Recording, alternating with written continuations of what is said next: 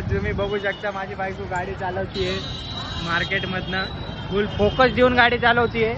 कोणी जरी मला कमेंट केला होता कोणत्या तर भाऊनी की तू एकटा कपडे घेते तुला तुझी बायको, तर तू पण बायकोसाठी काहीतरी घे. यासाठी आम्ही आलो आहे खोपोलीच्या मार्केटला कपडे घ्यायला बायकोला. बायकोचं बजेट जास्त असल्यामुळे बायको मला मॉलमध्ये नेऊन कपडे घेते, पण माझं बजेट कमी असल्यामुळे मी तिला मार्केटमध्ये आणलेलं आहे. आपलं जे फ्रायडे मार्केट वगैरे लागतं ना, तसं खोपोलीला पण गुरुवारचं मार्केट लागतं. तर त्या मार्केटमध्ये आम्ही कपडे घेणार आहे माझ्या पिल्लूसाठी. माझ्या पिल्लूचं काय मत आहे? एवढं खोटं नका बोलू. एक तर आपण काय घेतलं पिल्लू लास्टी आहे. पिल्लू म्हणते नाही मला चांगलं नको घेऊ कपडे म्हणते मला, पण मी जिद्दीने एक टॉप तरी घेणार.